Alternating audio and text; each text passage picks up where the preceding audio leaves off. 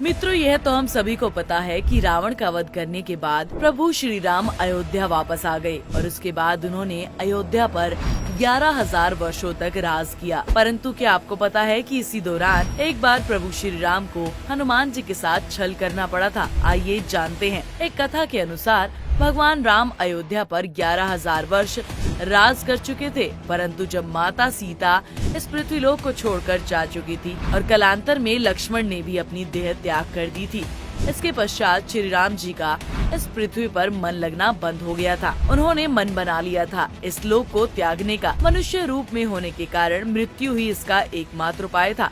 यह सोचकर उन्होंने यमराज को आमंत्रित किया। यमराज आए तो ठीक था, लेकिन द्वार पर पवन पुत्र को देखकर वो सोचने लगे कि अब श्री राम के पास कैसे पहुंचा जाए। हनुमान जी किसी भी परिस्थिति में मृत्यु को अपने प्रभु तक नहीं पहुंचने दे सकते थे और उनसे लड़कर भीतर जाना किसी के वश में न था। यमराज ने यह बात श्री राम को बताई। जब श्री राम ने यह सुना तो उन्होंने हनुमान जी को बुलाकर बहुत समझाया कि जो जन्मा है उसकी मृत्यु अवश्य होगी, इसीलिए अब उन्हें अपनी हठ धर्मता छोड़ देनी चाहिए और उन्हें संसार का त्याग करने देना चाहिए। लेकिन जब बजरंगबली ने यह सुना कि उनके भगवान मृत्यु के संसार को छोड़ने वाले हैं, वो अत्यंत व्याकुल हो गए। अब तक उन्हें पता चल गया था कि यमराज द्वार से प्रवेश करना चाहते हैं, इसीलिए वे और अधिक तत्परता से पहरा देने लगे।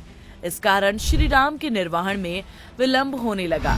श्री राम जानते थे कि जब तक हनुमान द्वार पर है तब तक उनका निर्वहन लेना असंभव है, इसीलिए उन्होंने छल से हनुमान को अपनी माया से अवगत कराने का निश्चय किया। एक दिन हनुमान श्री राम के सामने थे तो श्री राम ने जानबूझकर उनकी अंगूठी जमीन के एक छेद में गिरा दी। तब उन्होंने हनुमान से कहा कि पवन पुत्र, यह अंगूठी मुझे सीता ने दी थी, इसीलिए मैं इससे बहुत प्यार करता हूँ, इसीलिए आप इसे ढूंढकर जल्द से जल्द ले आएं। अपने प्रभु की आज्ञा सुन हनुमान जी ने सूक्ष्म रूप धारण किया और उस छिद्र में प्रवेश कर गए। अंगूठी की तलाश करते हुए वे पाताल लोक होते हुए नागलोक पहुंच गए। वहां जब नागों ने उन्हें कुछ खोजते हुए देखा तो उन्हें नागराज वासुकी के पास ले गए। हनुमान ने वासुकी को प्रणाम किया और अपने वहां आने का उद्देश्य बताया। उनकी ये बात सुनकर वासुकी हंसने लगे और बोले, तो इस कल्प में भी प्रभु श्री राम के अवतार की अवधि समाप्त हो गई। हनुमान जी यह बात सुनकर चौंक गए और बोले,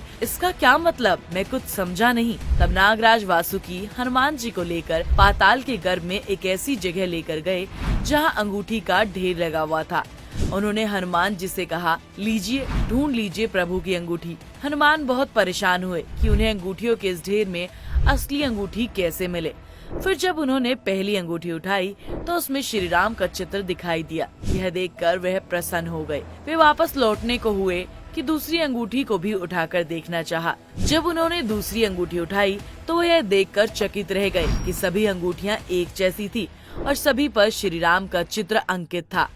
उन्होंने नागराज वासुकी से इसका राज जानना चाहा। तब उन्होंने कहा कि क्या आपको लगता है कि आज तक केवल एक ही श्री राम आमंत्रित हुए हैं? आज से पहले असंख्य श्री राम आमंत्रित हो चुके हैं और आज के बाद भी असंख्य श्री राम आमंत्रित रहेंगे। यही परमपिता ब्रह्मा द्वारा रचित सृष्टि का विधान है। इसी को सृजन और विनाश का चक्र कहते हैं।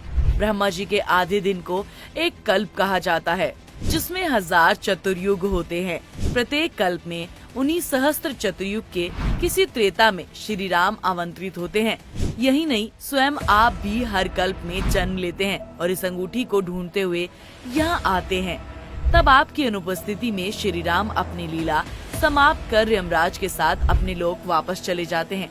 इस प्रकार इन अंगूठियों का ढेर बढ़ता रहता है। भविष्य के श्री राम की अंगूठियों के लिए अभी भी यहाँ पर बहुत स्थान है। यह देखकर हनुमान जी को प्रभु की लीला समझ आ गई।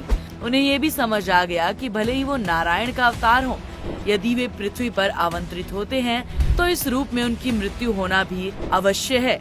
यदि ईश्वर स्वयं अपने बनाए विधान का उल्लंघन करेंगे तो सृष्टि में अराजकता व्याप्त हो जाएगी। हनुमान के मन की व्यथा समाप्त हो गई। वो पुनः वापस धरती लोक पर आ गए।